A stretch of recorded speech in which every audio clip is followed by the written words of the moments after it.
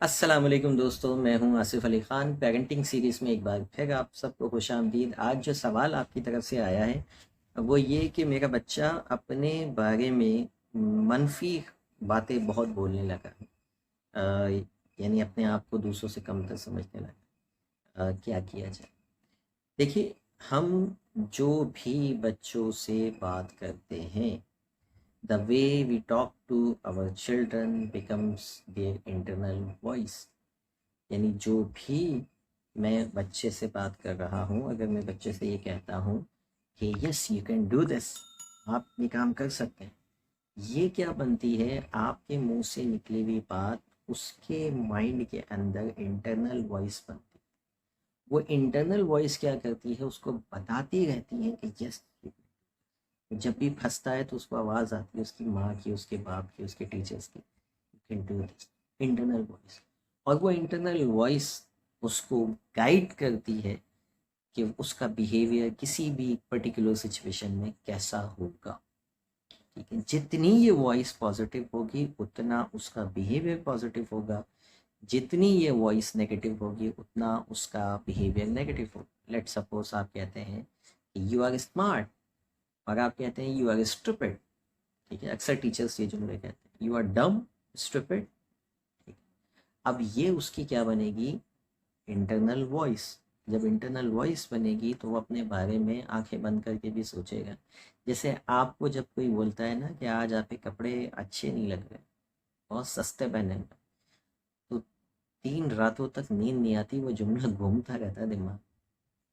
ठीक है, वो आपके इंटरनल वॉइस बनता है, आपके ब्लड प्रेशर को बढ़ाता है, आपके स्ट्रेस लेवल को बढ़ाता है, आपके अंदर नेगेटिव एनर्जी को बढ़ाता है। ठीक है, आप मचलते हैं 3 दिन तक, बस 3 हफ्तों तक परेशान होते हैं कि जुमला बोला कैसे। ठीक है, और इसी तरीके से जब कोई बोलता है ना कि आज आपके कपड़े बहुत अच्छे लग रहे हैं, आज आप बहुत खूबसूरत लग रही हैं या लग रहे हैं। ठीक है, आज आपकी बात बहुत अच्छी लगी, आज आपकी प्रेजेंटेशन बहुत अच्छी थी। ठीक है, आज आपने तो महफिल लूट ली। तो ये जुमले भी सालों हमारे जहन में घूमते रहते हैं। ठीक है, और हमें एक मुस्बत एहसास देते रहते हैं। और इसी तरीके से सालों हमारे अंदर नेगेटिव जुमले भी घूम रहे हैं। तो whatever you are talking to your child, जो कुछ भी आप बच्चों से बात कर रहे हैं, याद रखिए वो क्या बन रही है? उसकी इंटरनल वॉइस बन रही है। जब वो मुस्तकिल नेगेटिव सुनता रहता है, सुनता रहता है, सुनता रहता है, तो फिर यही गाइड करती है उसको नेगेटिव बिहेवियर्स की तरफ।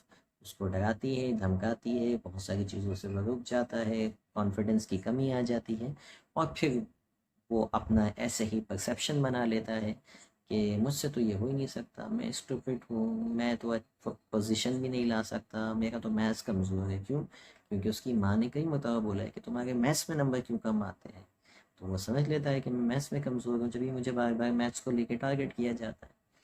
ठीक है, तो अपने अल्फाजों का चुनाव बहुत सोच समझ कर कीजिए, किया करें जब आप अपने बच्चों से बात कर रहे हैं। कहीं ऐसा ना हो कि ये अल्फाज, में कई वीडियोस में बता चुका हूँ कि हमारे अल्फाज बीज की तरह होते हैं, ये दिमाग में पड़ते हैं और फिर उसका दरख्त निकलता है। अब जो बीज होगा, मनफी बीज होगा तो वो मनफी दरख्त निकलेगा, मुस्बत होगा तो वो मुस्बत।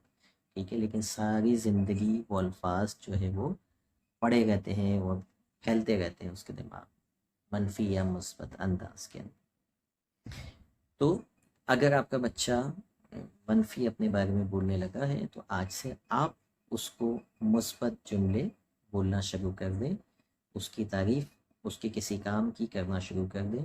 जब वो कोई काम अच्छा करे तो उसको बताएं कि आपने ये काम अच्छा किया है, मुझे बहुत अच्छा लगा है, ताकि वो आहिस्ता आहिस्ता उसका फोकस अपने पॉजिटिव कामों की तरफ जाए, अपने पॉजिटिव बिहेवियर्स की तरफ जाए, और वो अपने बारे में एक पॉजिटिव ख्याल रखना शुरू कर दे। फिर वो आहिस्ता आहिस्ता पॉजिटिविटी बयान करने लगेगा अपने बारे में। ठीक है, तो उम्मीद है ये वीडियो आपको हेल्प करेगी। आपने जो भी सवाल किया उस हवाले से मिलते हैं किसी और वीडियो में। Thank you for watching. अल्लाह हाफिज़।